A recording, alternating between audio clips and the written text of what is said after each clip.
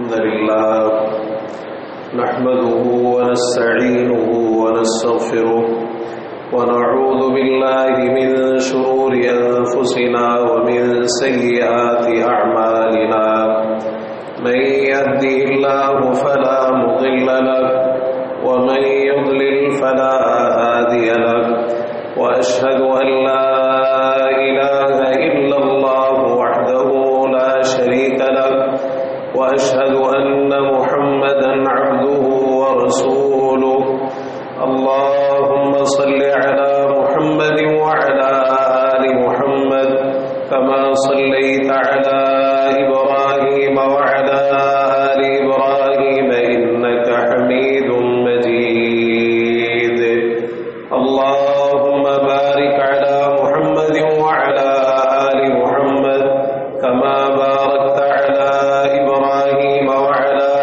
آل إبراهيم إنك حميد مجيد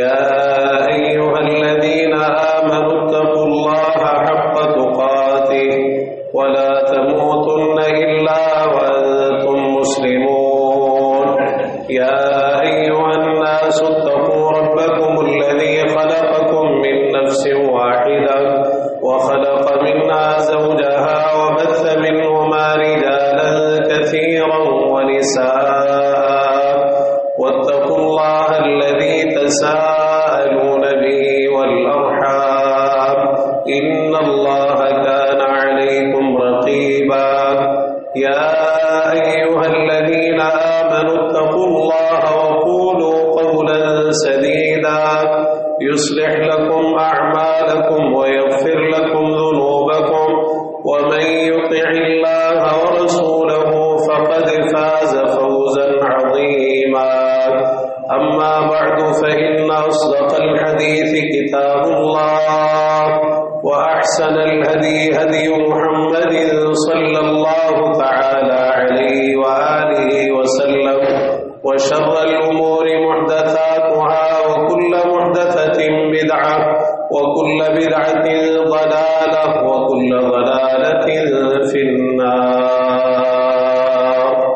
ألا لا إيمان لمن لا أمانة له ولا دين لمن لا عهد له سبحانك لا علم لنا إلا ما علمتنا إنك أنت العليم الحكيم رب اشرح لي صدري ويسر لي أمري واحلل عقدة من لساني يفقهوا قولي رب زدني علما أعوذ بالله السميع العليم من الشيطان الرجيم من همزه ونفخه ونفثه قل لعبادي الذين آمنوا يقيموا الصلاة وينفقوا مما رزقناهم سرا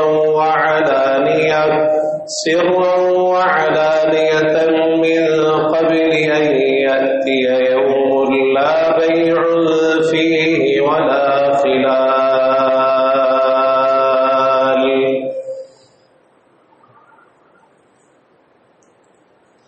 ہر قسم کی تحمیدات، تسبیحات، تقدیسات، تمجیدات، تحمیدات، تکبیرات اور عبادات کے لائق صرف اور صرف اللہ وحدہ لا شریک، احکم الحاکمین، ارحم الراحمین، احسن الخالقین، ذو الجلال والاکرام ہے۔ وہی ہم سب کا خالق، مالک، رازق، حاجت روا، مشکل کشا، بگڑیاں بنانے والا، اولاد دینے والا، نفع و نقصان کا اختیار رکھنے والا اور زمین و آسمان کا یہ سارا نظام اکیلے ہی چلانے والا ہے۔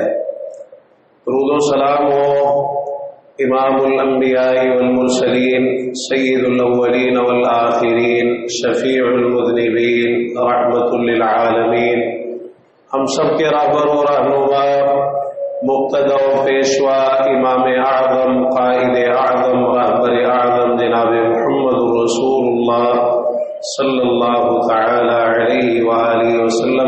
گرامی پر جنہیں اللہ رب العزت نے میرے اور آپ کے لیے قیامت تک آنے والے انسانوں کے لیے اسوہ حسنہ بہترین نمونہ بنا کر مبعوث فرمایا اور اپنی محبت، رحمت، مغفرت، جنت اور ہدایت کو آپ کی اتباع اور پیروی کے ساتھ لازم کر دیا ہے۔ عزیز بھائیوں، بزرگوں، نوجوان ساتھیوں، قابل احترام دینی ماؤں اور بہنوں، اللہ مالک الملک ذوالجلال والاکرام نے اپنی عبادت کے کچھ کام اپنے بندوں کے لیے فرض اور لازم اور واجب قرار دیے ہیں۔ فرض، لازم اور واجب ہونے کا مطلب یہ ہے کہ وہ کام کرنے ہی کرنے ہیں۔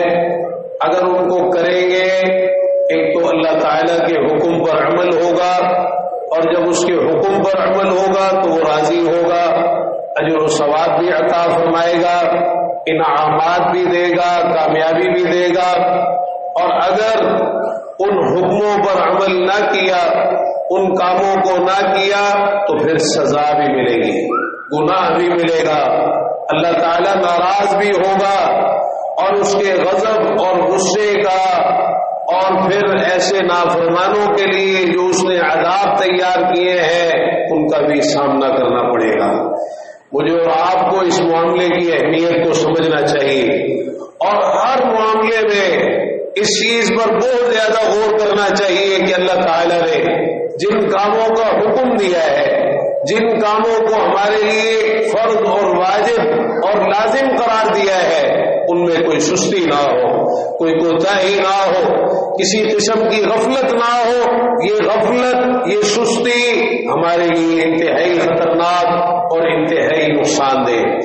عزیز بھائیوں، جن کاموں کو اللہ تعالیٰ نے فرض کیا ہے، ان کاموں میں سب سے بڑا فرض نماز ہے۔ اللہ تعالیٰ نے دین اسلام کے اندر اپنے بندوں کے لیے اپنی عبادات کے تعلق سے سب سے پہلے جس چیز کو فرض قرار دیا، کلمہ پڑھ لینے کے بعد، اسلام قبول کر لینے کے بعد، توحید و رسالت کا اقرار کر لینے کے بعد، سب سے پہلی چیز جو آپ کو دین اسلام کے اندر نظر آئے گی وہ نماز ہے۔ تمام فرضوں میں، تمام واجبوں میں سب سے بڑا فرض اور سب سے بڑا واجب ہے۔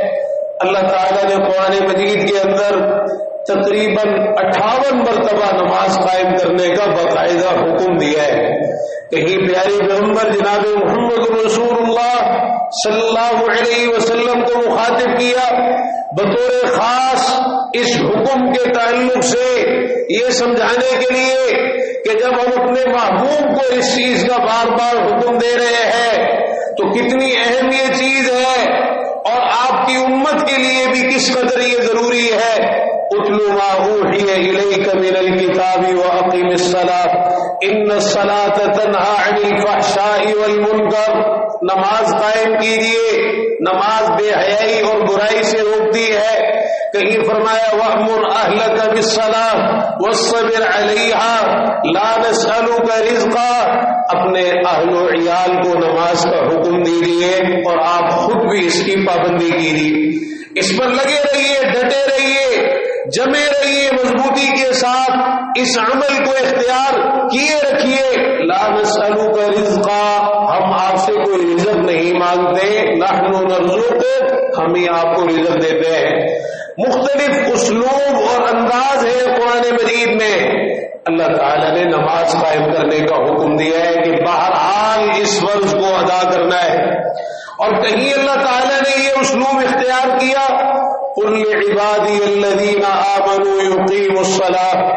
اے میرے پیارے نبی، آپ میرے ان بندوں سے کہہ دیجیے قل لعبادی الذین آمنوا، جو ایمان لائے، جو مومن ہیں، اہل ایمان ہیں، جو یہ سمجھتے ہیں کہ ان کا اللہ پر، آخرت کے دن پر ایمان ہے، اپنے آپ کو مومن سمجھتے ہیں، آپ ان سے کہیے پھر ایمان کے تقاضے بھی پورے کرو، ایمان کے واجبات اور اس کی شرائط بھی پوری کرو۔ تو سب سے پہلا واجب اور تقاضا ایمان کا نماز قائم کرنا ہے۔ آپ ان سے کہیے کہ کہ نماز قائم کرے، اس نماز کے معاملے میں کسی قسم کی کوتاہی نہیں ہونی چاہیے۔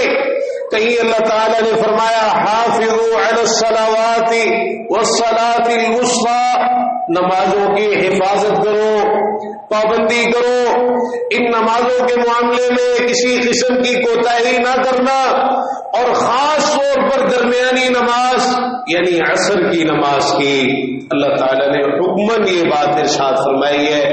تو عزیز بھائیوں، نماز کا معاملہ انتہائی اہمیت کا حامل ہے، اور ہم اپنے معاشرے کی صورتحال پر اس تعلق سے جس قدر غم اور افسوس کا اظہار کریں کم ہے کہ آج سب سے زیادہ جس معاملے میں کوتاہی ہے، غفلت، لاپرواہی اور سستی ہے، اور جس معاملے کو انتہائی ہلکا اور معمولی سمجھ لیا گیا ہے، وہ نماز کا معاملہ ہے۔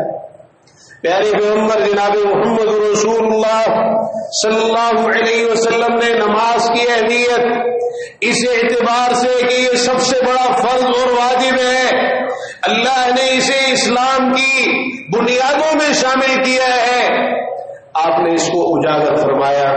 کہیں فرمایا بنی الاسلام علی خمس، اسلام کی بنیاد 5 چیزوں پر رکھی گئی ہے، شہادت اللہ الہ الا اللہ وان محمد رسول اللہ واقام الصلاۃ، اس بات کا اقرار کہ اللہ کے سوا کوئی معبود برحق نہیں، اور یہ کہ محمد صلی اللہ علیہ وسلم اللہ کے رسول ہے، اور نماز قائم کرنا، آپ نے نماز کا ذکر کیا ہے، وَإِيتَاءِ الزَّكَاةِ وَصِيَامِ رَمَضَانَ وَالْحَجِّ، زکوٰۃ ادا کرنا، رمضان کے روزے رکھنا، بیت اللہ کا حج کرنا، آپ نے ان چیزوں کو بعد میں ذکر کیا ہے۔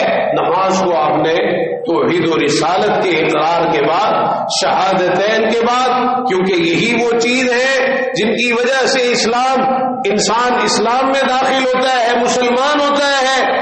اب اسلام میں داخل ہونے کے بعد سب سے پہلی چیز جو آپ نے اجاگر فرمائی اور جس کو نمایاں کیا وہ نماز ہے۔ ایک شخص آیا اللہ کے رسول صلی اللہ علیہ وسلم کی خدمت میں اور کہنے لگا بما بعثک ربک الینا، آپ کے پروردگار نے آپ کو کیا چیزیں دے کر ہمارے پاس بھیجا ہے، کس چیز کے ساتھ بھیجا ہے؟ فرمایا بالاسلام، اللہ نے مجھے دین اسلام دے کے بھیجا ہے، یہ دین اسلام دے کے اللہ نے مجھے بھیجا ہے۔ کہنے لگا وما آیت الاسلام، اسلام کی نشانی کیا ہے، اسلام کی علامت کیا ہے، اسلام کا پتہ کیسے چلتا ہے، کیسے پتہ چلے گا مسلمان ہو گئے، کوئی اس کی نشانی، کوئی اس کی علامت؟ فرمایا اسلام کی نشانی یہ ہے ان تقول اسلمت وجہی للہ وتخلیت، کہ تم یہ کہو میں نے اپنے چہرے کو اللہ کے مطیع کر دیا ہے، اور اللہ کے ماں سوا جو بھی ہیں ان سب سے اپنے آپ کو خالی اور فارغ کر لیا ہے۔ اب میری ساری توجہ ایک اللہ کی طرف ہے، اسی کی عبادت، اسی کی بندگی، اسی کے حکموں پر عمل کرنا، اسی کی رضا کو مقدم رکھنا، غیر اللہ سے، اللہ کے ماں سوا، اللہ کے مد مقابل جو بھی ہیں ان سب سے میں نے اپنے آپ کو خالی اور فارغ کر لیا ہے، ان سب سے اعلان برات کیا ہے۔ اور ساتھ ہی آپ نے فرمایا وَتُقِيمَ الصَّلَاةَ، نماز قائم کرو، نماز قائم کرو۔ یہ سب سے اس اقرار کے بعد سب سے پہلی عملی نشانی جو ہے جس کا تقاضا ہے دین اسلام کا اپنے ماننے والوں سے، وہ نماز ہے کہ اس نماز کا اہتمام کرنا ہے۔ آپ نے اس نماز کی دعوت کو اپنی دعوت کی بنیاد میں شامل کیا ہے۔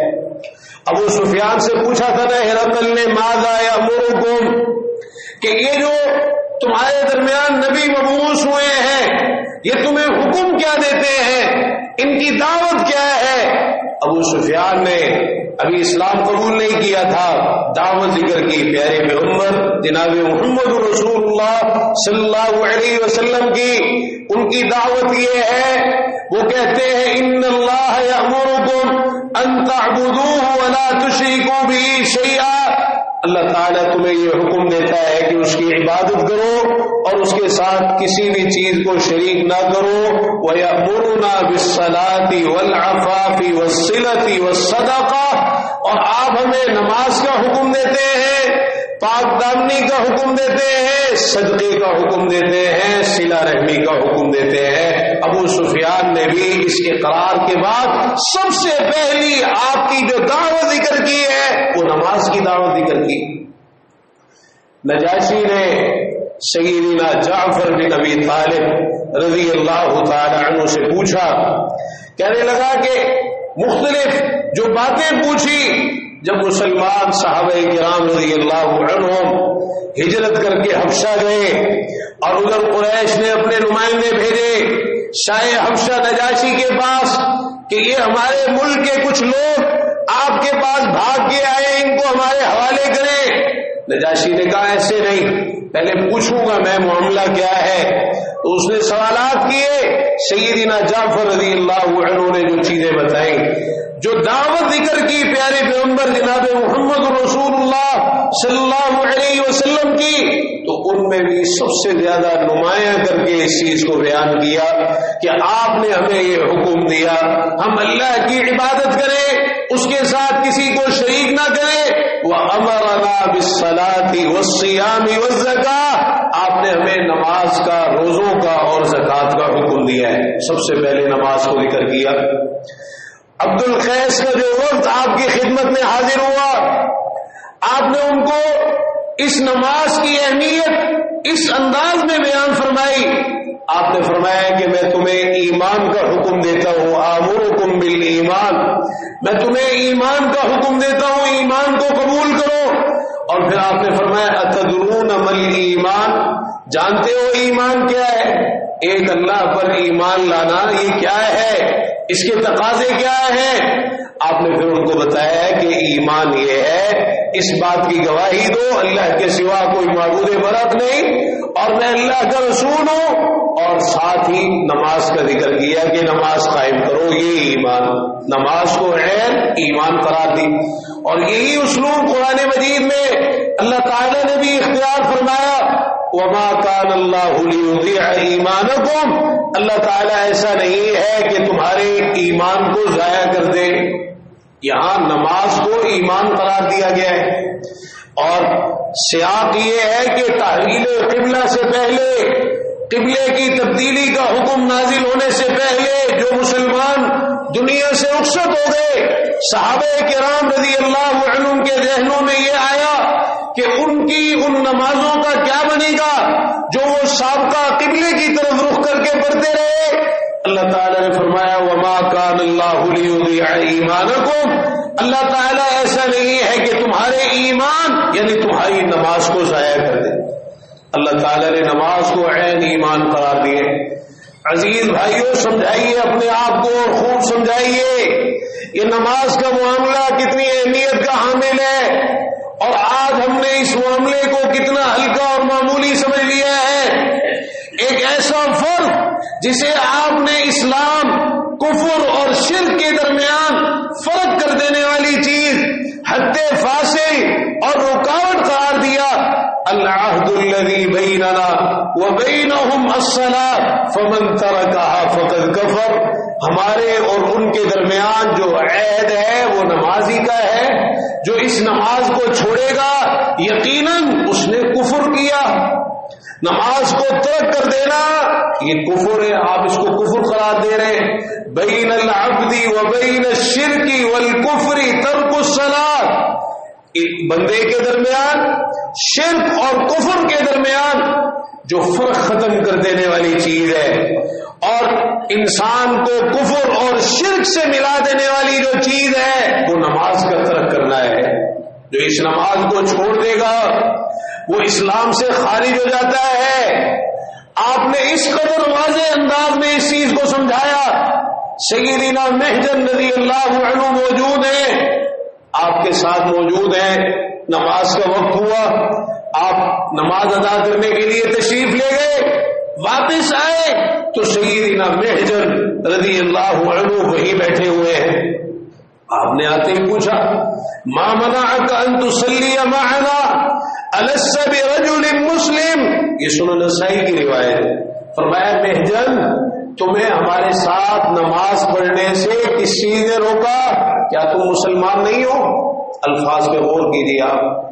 پیارے پیغمبر جناب محمد رسول اللہ صلی اللہ علیہ وسلم نے کتنا سخت انداز اختیار فرمایا، چونکہ معاملہ نماز کا ہے اور یہ سختی، یہ تاکید نماز کی اہمیت کی بنا پر ہے کہ اسلام کا عمود، اسلام کا بنیادی ستون ہے ہی نماز۔ اگر نماز نہ ہو تو پیچھے بچتے ہی کچھ نہیں ہے۔ فرمایا محجن تمہیں کس چیز نے ہمارے پاس نماز پڑھنے سے روکا ہے؟ اپنا عذر بیان کرو، رکاوٹ کیا آئی؟ اور اگلی بات الست برجل مسلم، کیا تم مسلمان نہیں ہو؟ ایک مسلمان کی پہچان، شناخت اور علامت ہی نماز ادا کرنا ہے۔ نماز کا وقت ہوا، ہم نماز ادا کرنے کے لیے گئے اور تم یہیں بیٹھے۔ سیدنا محجن رضی اللہ عنہ نے پھر اپنا عذر پیش کیا، کہنے لگے اللہ کے رسول صلی اللہ علیہ وسلم بلا ولکنی قد صلیت فی اہلی، کیوں نہیں، میں مسلمان ہوں لیکن میں نے اپنے گھر میں اپنے اہل و عیال میں نماز ادا کر لی تھی اور میں نماز ادا کر کے آیا تھا، اس لیے میں بیٹھا رہا۔ آپ نے فرمایا محجن اگر تم نے اپنے گھر میں نماز ادا، اپنے اہل و عیال میں نماز ادا کر بھی لی ہو، پھر بھی تم کسی ایسی جگہ جاؤ کہ فرض نماز کا وقت ہو جائے تو پھر اٹھ کے ان کے ساتھ نماز ادا کرو۔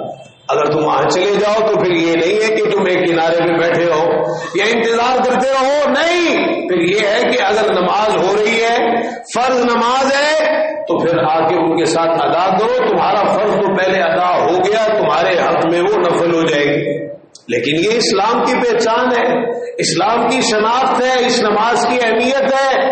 رسول اللہ صلی اللہ علیہ وسلم نے ارشاد فرمایا لَتُنْقَضَنَّ عُرَى الْإِسْلَامِ عُرْوَةً عُرْوَةً، اسلام کی زنجیر ایک ایک کڑا کر کے ٹوٹ جائے گی۔ ایک وقت ایسا آئے گا اسلام کی زنجیر کڑا کڑا کر کے ٹوٹ جائے گی اور لوگوں کی حالت یہ ہوگی فَكُلَّمَا انْتَقَضَتْ عُرْوَةٌ تشبث الناس بالتي تليها، جب کبھی ایک کڑا ٹوٹے گا لوگ اس کے بعد والے کڑے کو تھام لیں گے اور اس ٹوٹے ہوئے کڑے کو چھوڑ دیں گے۔ فرمایا فَأَوَّلُهُنَّ نَقْضًا الْحُكْمُ، سب سے پہلے جو کڑا ٹوٹے گا وہ یہ ہوگا کہ عدل اور انصاف کے ساتھ فیصلے نہیں ہوں گے۔ الحکم ای القضاء بالعدل، عدل اور انصاف کے ساتھ فیصلے نہیں ہوں گے۔ اور عدل اور انصاف کے ساتھ فیصلے نہ ہونے کا مطلب یہ ہے کہ قرآن اور حدیث کے مطابق، اسلام کے مطابق، دین کے مطابق، شریعت کے مطابق، کتاب و سنت کے مطابق فیصلے نہیں ہوں گے۔ لوگ فیصلے تو کریں گے لیکن وہ اور چیزوں کے مطابق ہوں گے، دین کے مطابق، اسلام کے مطابق، قرآن اور حدیث کے مطابق نہیں ہوں گے۔ اور فرمایا وآخرهن الصلاۃ، اور سب سے آخری کڑا جو ٹوٹے گا وہ نماز ہوگی۔ سب سے آخری کڑا جو ٹوٹے گا وہ نماز ہوگی، یعنی اسلام کی اس زنجیر کا جو آخری کڑا ہے نماز، اگر یہ کڑا بھی ٹوٹ گیا اب اس کے پیچھے اسلام کا کوئی کڑا باقی نہیں بچتا ہے، کوئی کڑا اسلام کا باقی نہیں بچتا ہے۔ جتنا مرضی ہم اس تعلق سے اپنے آپ کو خوش فہمیوں کے اندر مبتلا رکھیں، غلط فہمیوں کا شکار ہو جائیں، اور شیطان نے اس معاملے میں ایسے وار کیے، نماز کے معاملے میں ہمیں یہ چیز سمجھ میں نہیں آئی کہ اللہ تعالیٰ نے قرآن مجید میں فرمایا شیطان کا ایجنڈا یہ ہے کہ جہاں وہ تم سے مختلف غلط قسم کے کام کروانا چاہتا ہے، حرام کاموں میں، بے حیائی اور فسق و فجور کے کاموں میں تمہیں مبتلا کرنا چاہتا ہے، وہاں ایک بڑی اہم چیز وَيُرِيدُ أَن يَصُدَّكُمْ عَن ذِكْرِ اللَّهِ وَعَنِ الصَّلَاةِ، چاہتا یہ ہے کہ تمہیں اللہ کے ذکر سے اور نماز سے روک دے، تمہیں اللہ کے ذکر سے روکے، نماز سے روکے۔ اللہ کے ذکر میں بھی سب سے اہم ترین چیز نماز ہے۔ تمہیں طرح طرح کے بہانے سجائے گا، طرح طرح کے ہیلے، طرح طرح کے کام یاد دلائے گا. اگر فجر کی نماز کا وقت ہے تو خوب تھپکیاں دے دے کے تمہیں سلائے گا، تمہیں اٹھنے نہیں دے گا بستر سے. کیا آج ہمارے ساتھ ایسے ہی نہیں ہوتا؟ عزیز بھائیوں، اس نماز کی اہمیت کو سمجھیے اور اس چیز کو بھی اچھی طرح سمجھ لیجیے کہ انسان کا ایمان درست ہی اس وقت ہوتا ہے. یہ جو توحید و رسالت کا اقرار ہے، یہ درست ہی اس وقت ہوتا ہے جب اس اقرار کا عملی ثبوت سب سے پہلے نماز کی صورت میں پیش کیا جائے. اللہ تعالیٰ نے نماز کی حرکت میں سورہ فاتحہ کے پڑھنے کو لازم کیا ہے، تو کیا اقرار پیش کرتا ہے انسان؟ بندہ اپنے خالق اور مالک کے سامنے ایاک نعبد و ایاک نستعین نماز کی حالت میں ہے، قیام کی حالت، ہاتھ باندھے کھڑا ہے اللہ کے سامنے، اللہ کی عبادت اور بندگی میں مصروف ہے. اب کہہ رہا ہے یا اللہ تیری ہی ہم عبادت کرتے ہیں اور تجھی سے مدد مانگتے ہیں، یعنی سب سے پہلے اس نماز کے ذریعے، اس نماز کے ذریعے سے. اور اللہ تعالیٰ نے قرآن مجید میں فرمایا وَأَقِيمُوا الصَّلَاةَ وَلَا تَكُونُوا مِنَ الْمُشْرِكِينَ، نماز قائم کرو، مشرکوں میں سے نہ ہو جاؤ. کبھی غور کیا ہم نے اللہ تعالیٰ کے اس فرمان پر؟ نماز قائم کرو اور مشرکوں میں سے نہ ہو جاؤ. اللہ تعالیٰ کیا فرما رہا ہے؟ اللہ تعالیٰ نے یہاں یہ نہیں کہا کہ اللہ کے سوا غیروں کی عبادت نہ کرو اور مشرکوں میں سے نہ ہو جاؤ. یہاں نماز قائم کرنے کا حکم دیا اور ساتھ ہی فرمایا مشرکوں میں سے نہ ہو جاؤ.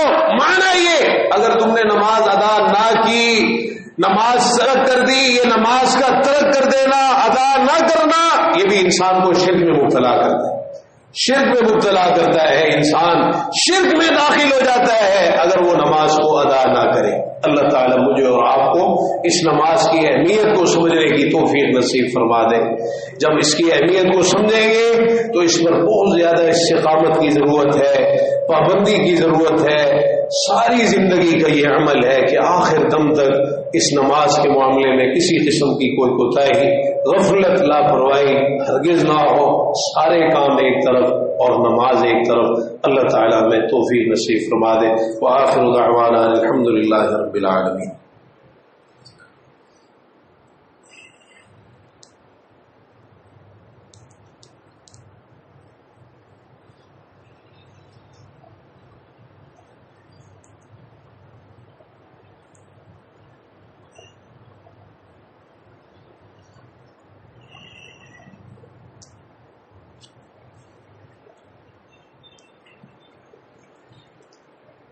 إن الحمد لله نحمده ونستعينه ونستغفره ونعوذ بالله من شرور أنفسنا ومن سيئات أعمالنا من يهده الله فلا مضل له ومن يضلل فلا هادي له وأشهد أن لا إله إلا الله وحده لا شريك له وأشهد أن محمدا عبده ورسوله. اللهم صل على محمد وعلى آل محمد كما صليت على إبراهيم وعلى آل إبراهيم إنك حميد مجيد.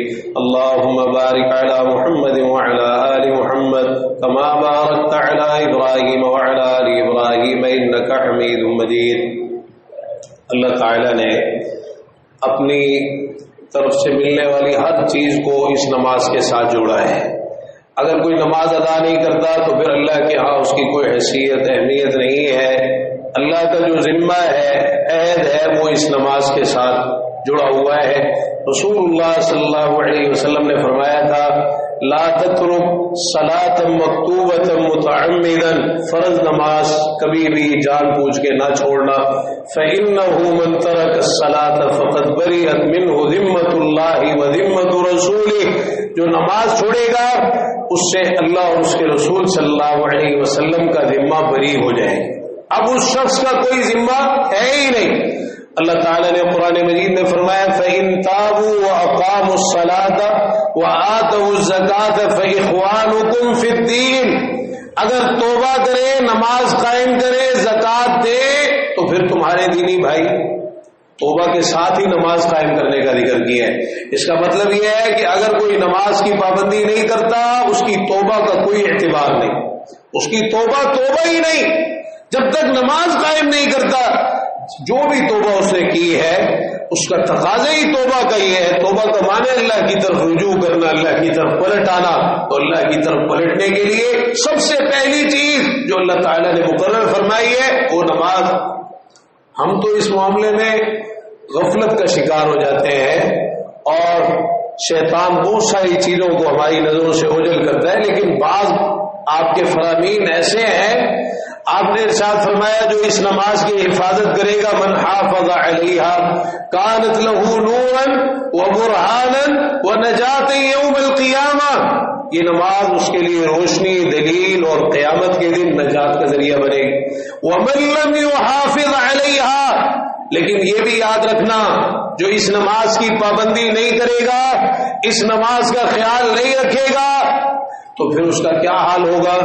لم تکن لہ نورا ولا برہانا ولا نجات یوم القیامہ, یہ نماز نہ اس کے لیے روشنی بنے گی, نہ دلیل بنے گی, نہ قیامت کے دن نجات کا ذریعہ بنے گی. اور جائے گا کہاں؟ وکان مع فرعون وقارون وہامان وابی بن خلف.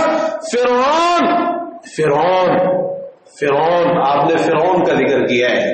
فرعون کا لفظ ایک گالی بن چکا ہے, کوئی اس لفظ کو اپنے لیے سننا گوارا نہیں کرتا, لیکن اگر نماز چھوڑ دی تو پھر کہاں جا رہا ہے؟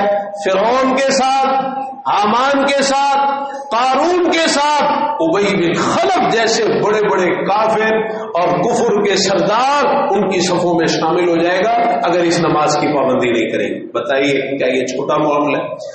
اللہ تعالیٰ نے قرآن مجید میں جنتیوں کا ذکر کیا, جہنمیوں سے پوچھیں گے ما سلککم فی سقر, تمہیں جہنم میں کس چیز میں داخل کیا ہے؟ بتاؤ, خود ہی بتاؤ.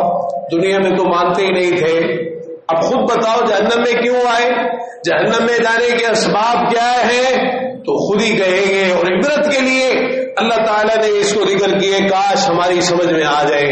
اگر واقعی ہمارے دل میں جہنم کا کوئی ڈر اور خوف, اللہ کے عذاب سے بچنے کی کوئی فکر ہے, تو پھر اللہ تعالیٰ نے ذکر فرمایا جہنمی کہیں گے لم نک من المصلین, ہم نماز نہیں پڑھا کرتے تھے. سب سے پہلا سبب یہ ذکر کریں, ہم جہنم میں آئے ہی اس لیے ہیں کہ ہم نماز ادا نہیں کرتے تھے.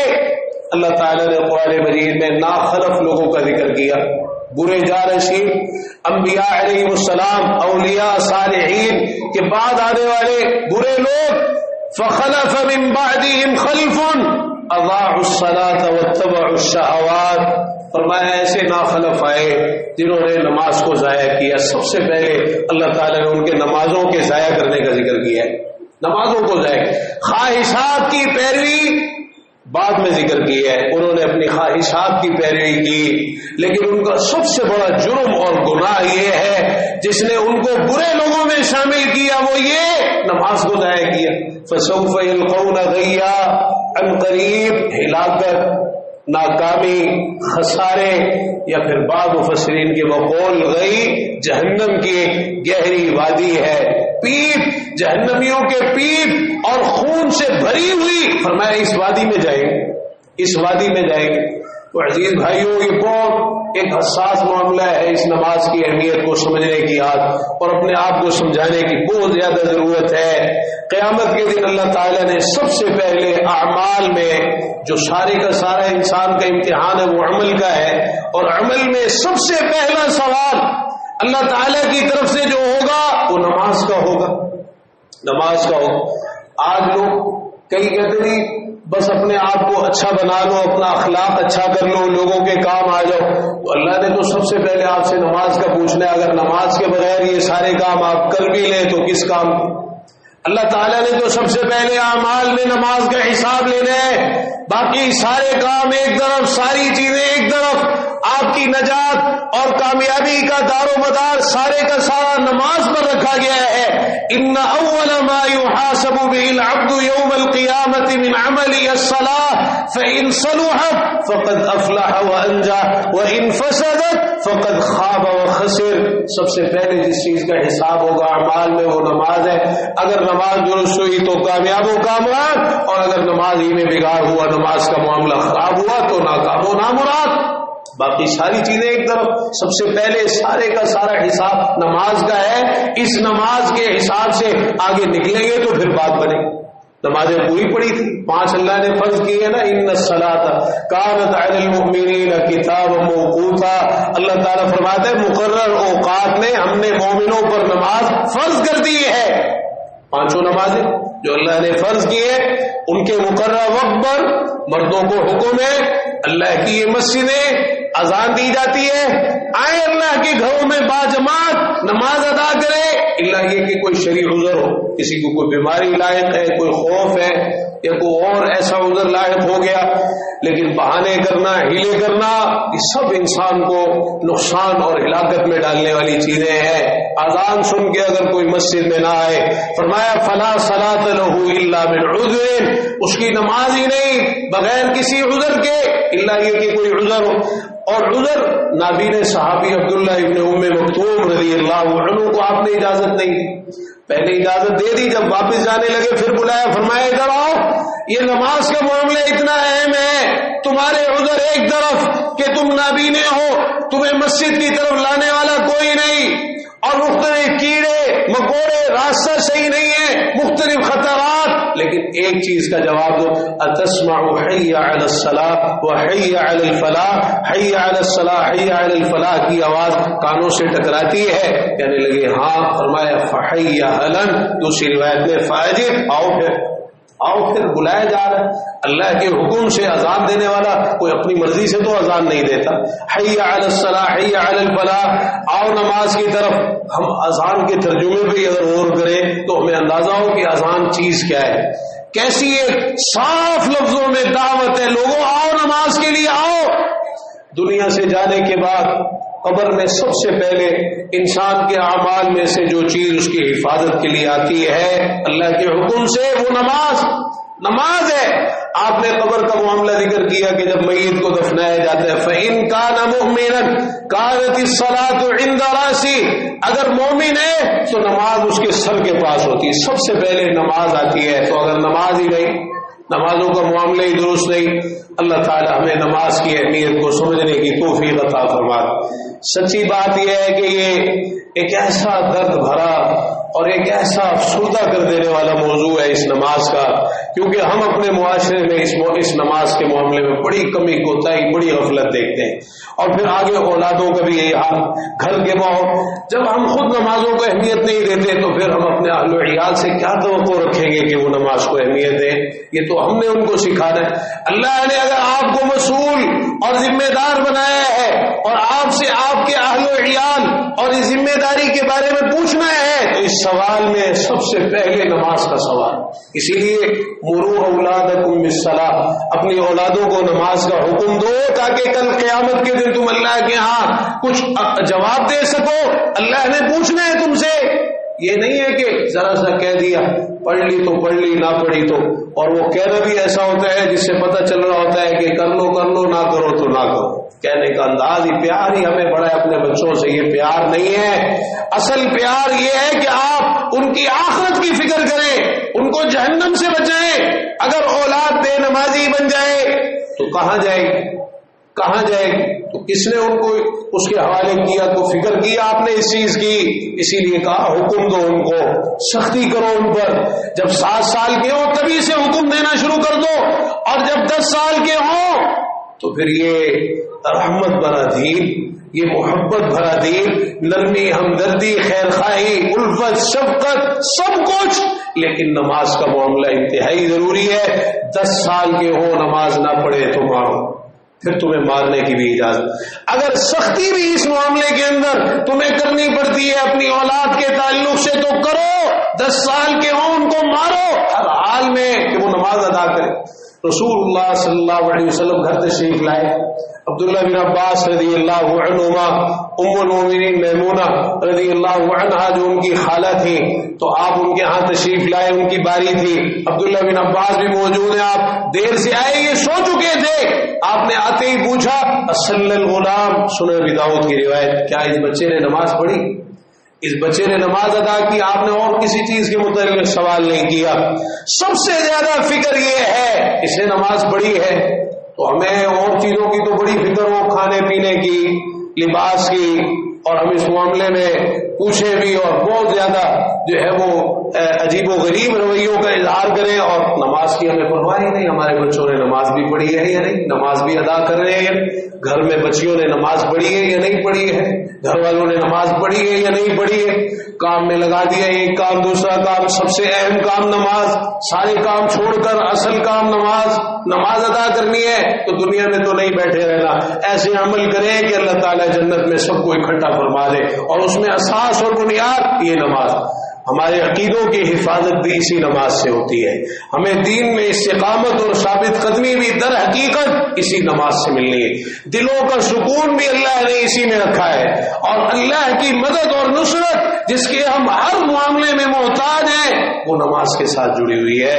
تو اگر ہم کوتاہیاں کر رہے ہیں نماز میں تو پھر اپنے آپ کو ملامت کیجیے اور قصوروار ٹھہرائیے کہ اس نماز کے معاملے میں کوتاہی نے آپ کو جن نقصانات سے دنیا میں دو چار کر رکھا ہے آپ کو اندازہ نہیں، اور جو نقصان اس کا مرنے کے بعد اور پھر آخرت میں سامنے آئے گا اس کا تو کوئی تصور ہی نہیں ہے. اللہ تعالیٰ ہمیں توفیق نصیب فرما دے. آخری وصیت پیارے پیغمبر جناب محمد رسول اللہ صلی اللہ علیہ وسلم کی، الصلاۃ الصلاۃ وما ملکت ایمانکم اتقوا اللہ فی الصلاۃ وما ملکت ایمانکم. نماز کا خیال رکھنا، نماز کے معاملے میں اللہ سے ڈرتے رہنا، جو تمہارے ماتحت ہیں ان کا خیال رکھنا. اللہ تعالیٰ مجھے اور آپ کو اس کی توفیق نصیب فرما دے. اللہ تعالیٰ توفیق عطا فرمائے کہ ہمارے عقیدے، عبادات، معاملات، شکل و صورت، لباس، کاروبار، تجارت، چلنا پھرنا، اٹھنا بیٹھنا، سونا جاگنا، اخلاق، گفتار، کردار، خوشی اور غمی کے تمام امور، سب کچھ پیارے پیغمبر جناب محمد رسول اللہ صلی اللہ تعالی علیہ وآلہ وسلم کے طریقے کے مطابق ہونا چاہیے.